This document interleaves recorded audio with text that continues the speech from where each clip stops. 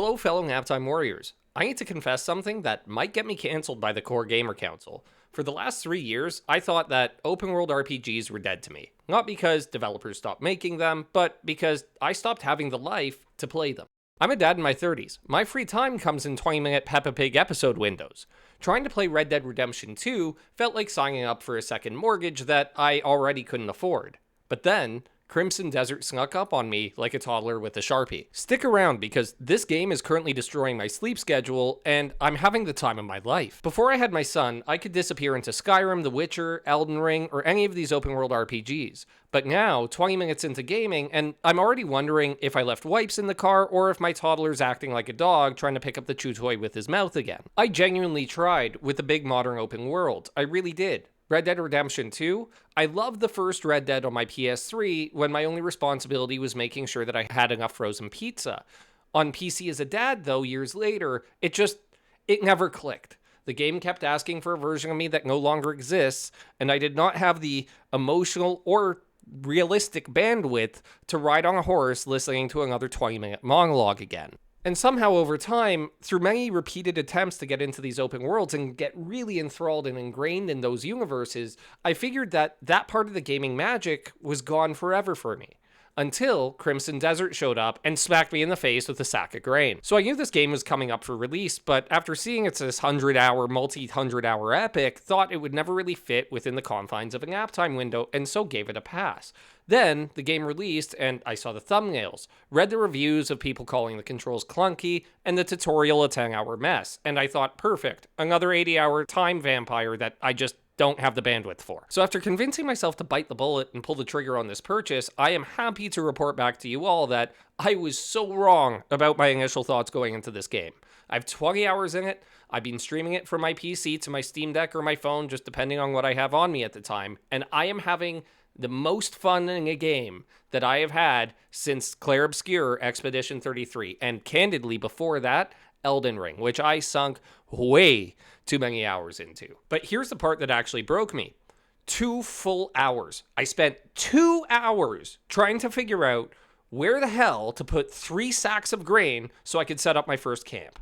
Most modern games would have held my hand, drawn a glowing golden path, and give me a little trophy that says, "You did it, champ." Not Crimson Desert, though.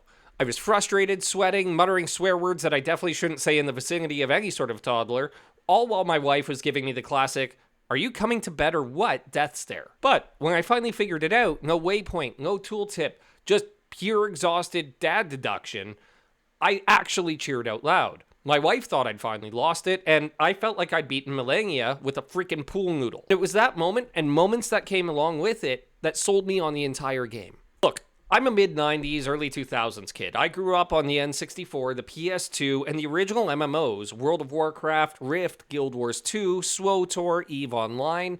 Back then, games didn't hold your hand. They slapped you in the face and told you to figure it out. So when the reviewers complained about the confusing tutorial and the clunky controls, I thought, perfect. This is probably my people. Now, let's be honest, the UI looks like someone sneezed icons onto the screen. The systems are deep and more than a little bit tedious. And to me, ironically, clearly I'm glutton for punishment, it felt like coming home.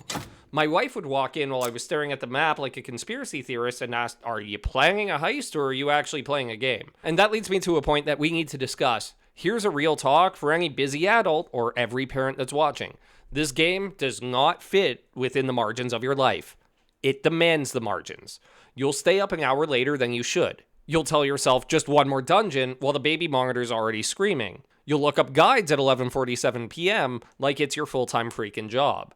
And the craziest part is that every step of the way, you'll actually look forward to doing it. I genuinely have not felt this pulled into a world since before the kids showed up. It reminds me of why I fell in love with gaming in the first place. Fair warning, the story is, let's say, enthusiastic, and the dialogue can be more than quirky. The voice acting's all over the place, but when I'm in the game, I genuinely don't care.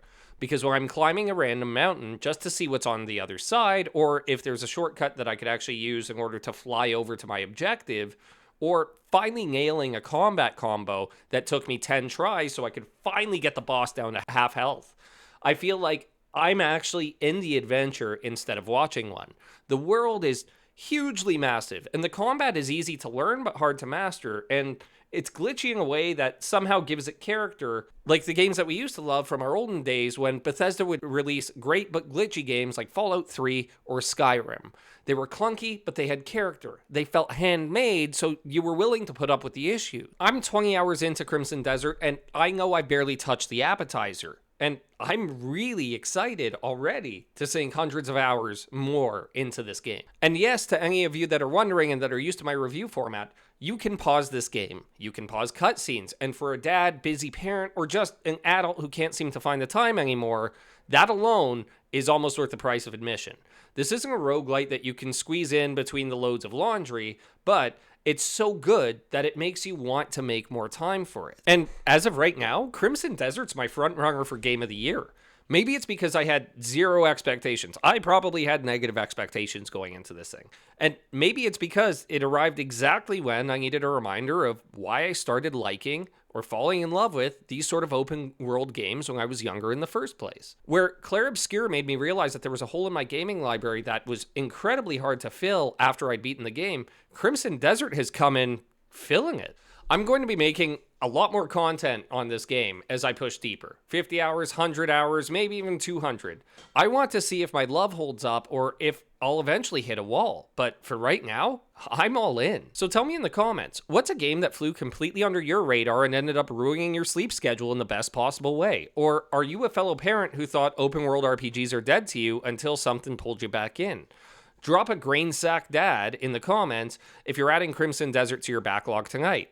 Like if you're staying up a little bit too late with me, grinding through the world and just trying to unlock more of the map, and subscribe for more real talk dad gaming that actually fits your real life. I'm the Naptime Dad. Thanks for joining me today, and remember, the only grinding we do is for coffee beans. I'll catch you in the next one.